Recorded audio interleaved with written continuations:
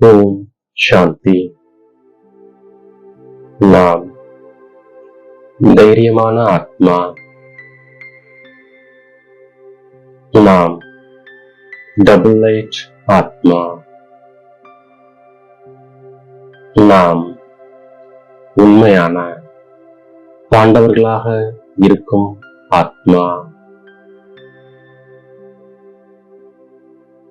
காரியங்கள் ஆகியவை செய்யும் பொழுதும் ஒரு தந்தையின் நினைவில் நாம் இருக்கின்றோம்.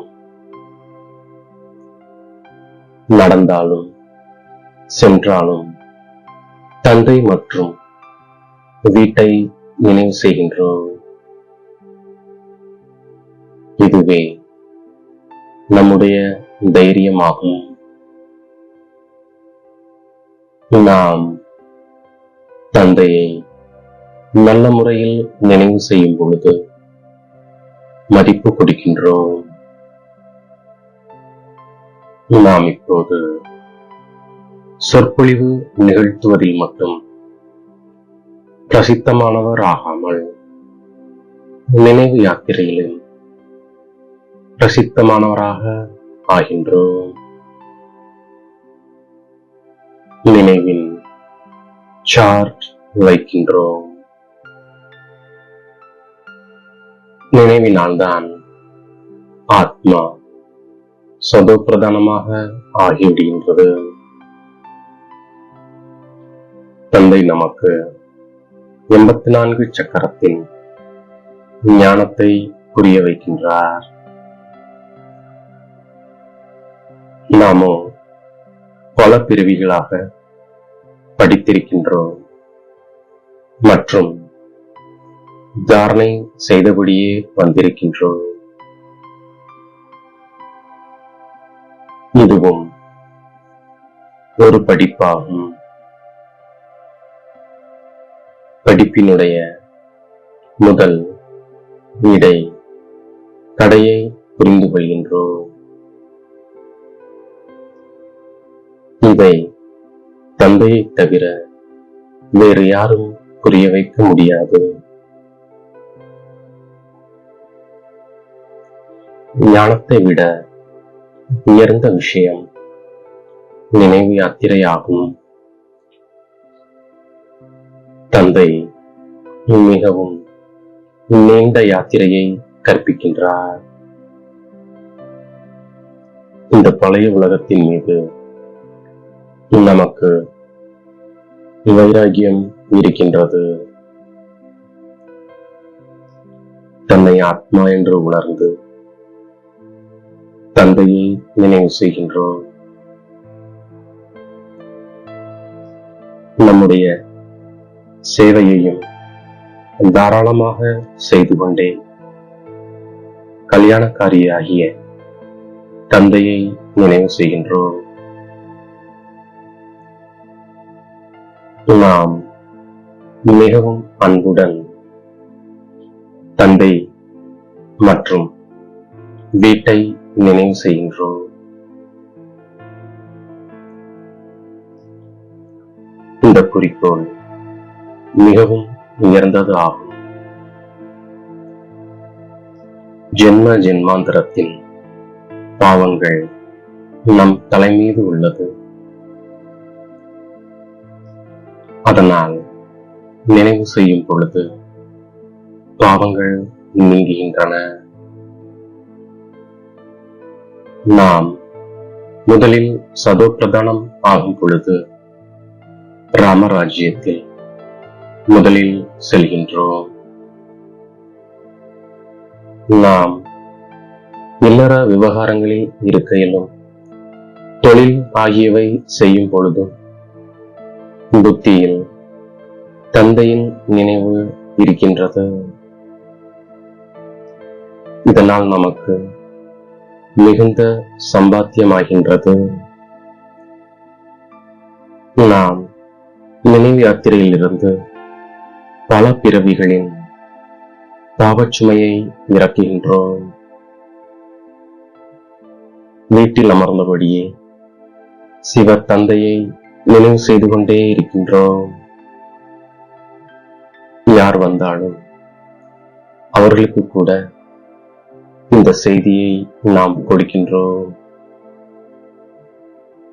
தந்தையை நினைவு செய்யும் பொழுது ஜென்ம ஜென்மாந்திரத்தின் பாவங்கள் சாம்பலாகி விடுகிறது என்பதை நினைவில் வைத்திருக்கின்றோம். இப்பொழுது சிவ தந்தையின் மூலமாகத்தான் பாரதத்தின் படகு கரையேற்றப்படுகின்றது. கடைசி நேரத்தில் ஒரு தந்தையை தவிர வேறு யாருமே நினைவுக்கு வராதபடி நாம் இப்போது பயிற்சி செய்கின்றோம்.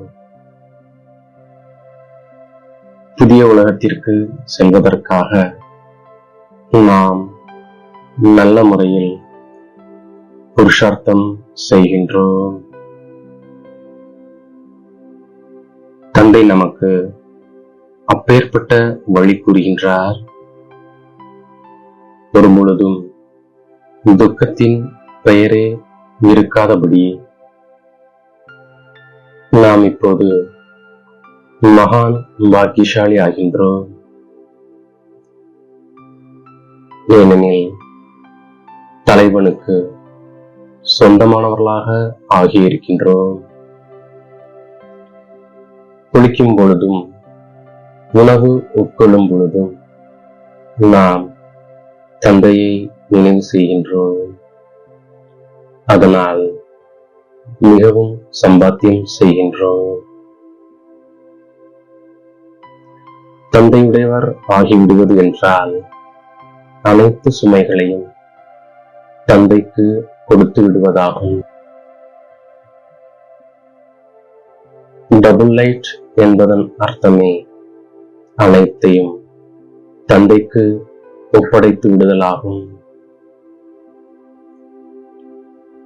உடலும் உணவு, மனதும் உணவு, செல்வமும் உணவு என்பதே நம் அனைவரின் வாக்குறுதியாகும்.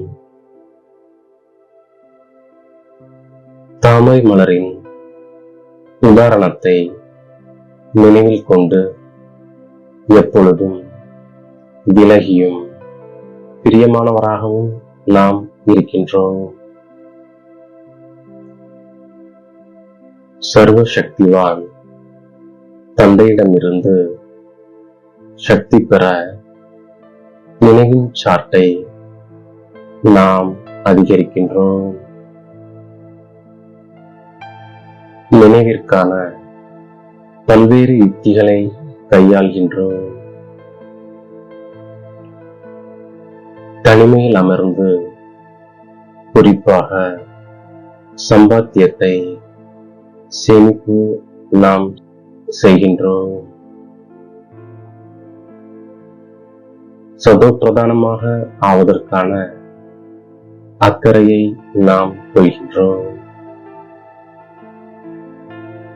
தவறு செய்யாமலும் அகங்காரத்தில் வராமலும் நாம் இருக்கின்றோம்.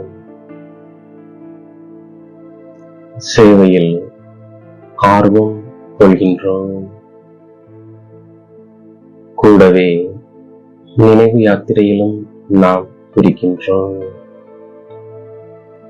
அனைத்தையும் தந்தைக்கு ஒப்படைத்து தாமரை மலருக்கு சமமாக விலகியும் பிரியமாகவும் இருக்கக்கூடிய டபுள் லைட் ஆத்மா நாம். ஆன்மீகத்தின் மூலம் ஆணவத்தை நீக்கி சுயம் தம்மை உடலின் நினைவிலிருந்து குறுக்கிவிடக்கூடிய உண்மையான பாண்டவர்களாக இருக்கும் ஆத்மா நாம். நம்மை தேடி கண்டெடுத்த இனிமேலும் இனிமையான தாயும் தந்தையும் ஆகிய பாப் தாதாவிற்கு கோடான கோடி நமஸ்காரங்கள். ஓம் சாந்தி.